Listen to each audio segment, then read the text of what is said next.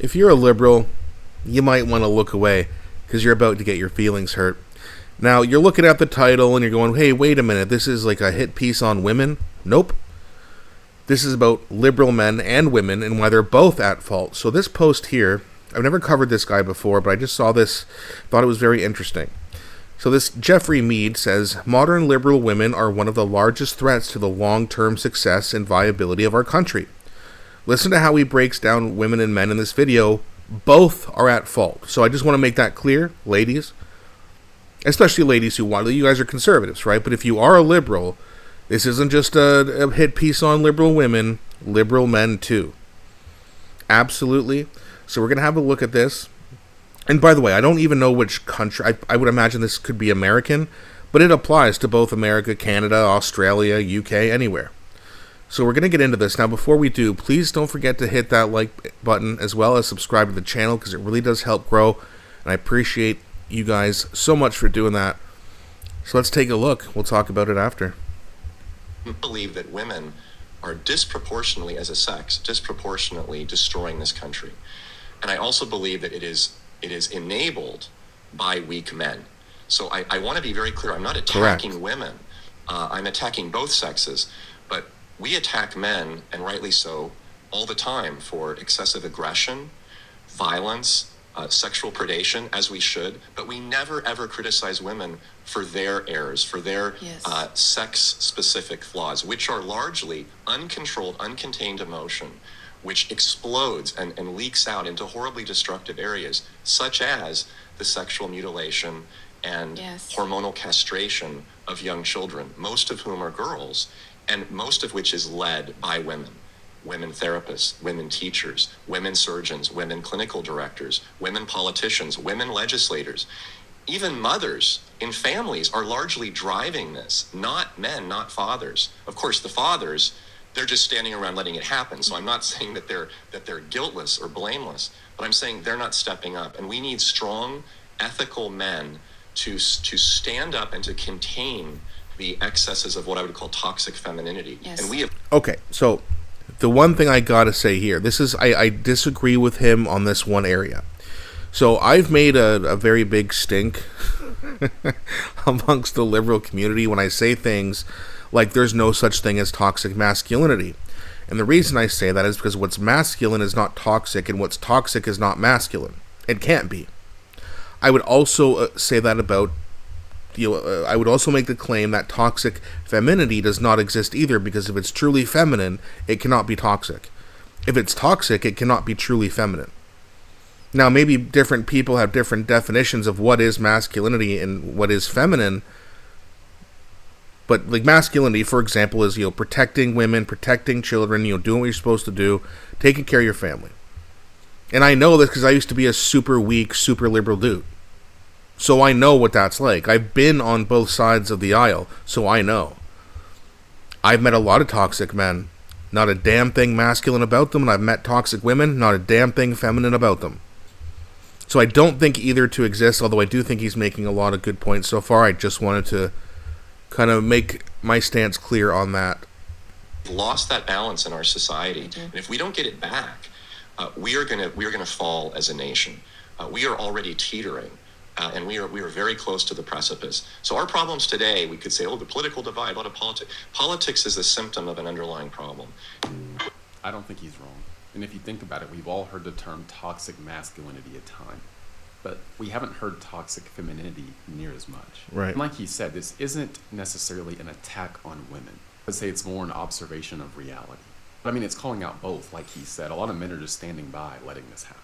And in many ways, I would argue that liberal white women are close to, if not the biggest threat to our country right now.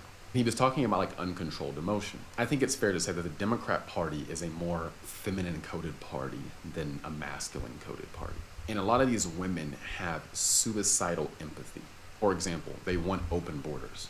I say these women, I mean women on the left. Not all women, obviously. Not all women want open borders. Just, again, want to make that clear. Not all women, not all men. We're talking about liberals here. People will likely be upset with the title, or maybe the thumbnail. Either way, it's not all of you.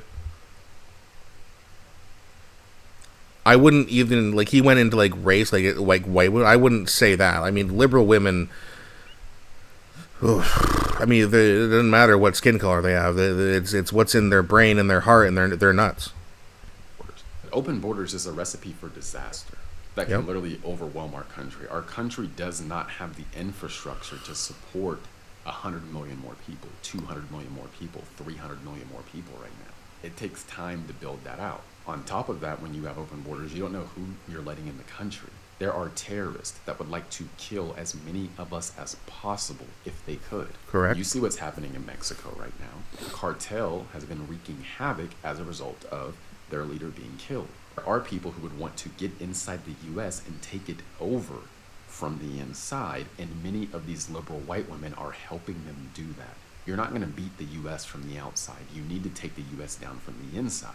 And accepting every culture, every ideology, letting everybody in is the godsend that they would be asking for.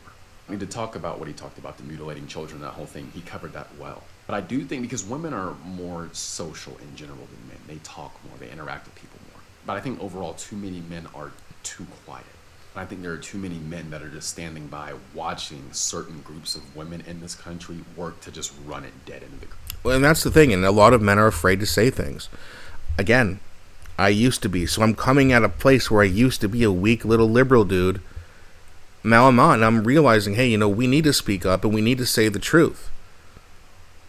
I also want to ask you guys a question. Do you think, because I've made this statement on this channel before too, that I don't think personally that everyone should be able to vote. I'm not even necessarily making it about gender. I just want to know what you guys think. Do you think that everyone should be able to vote? If not, do you have a solution? Like, maybe you have to be, working, for jobs that really are affected by policies like military, or being in the police force, or teacher, or whoever. Or do you think that everyone should be able to vote and it's just a right and we should leave it that way? Really looking forward to hearing what you guys have to say in the comments. And I think more men need to stand up and become more vocal. There's a saying, closed mouths don't get fed, right? So like I said, I think more men need to come out, be more vocal, make their opinions heard, get out, vote, play a more active role in shaping the direction that our country goes. Because if men don't, we could lose the country that we have today. And it is, in my opinion, the greatest country in the history of existence. Okay, this dude's definitely American. That's all I got for now. Don't forget I have a free email newsletter I send out every morning. This is a good tool to have to stay up to date with what's going on. The link is in my profile. So so go give this guy a follow. This is the first video I've ever seen, but he's obviously a smart, well-spoken young man. So, and again, young men are the lowest voting block, so they don't vote that often.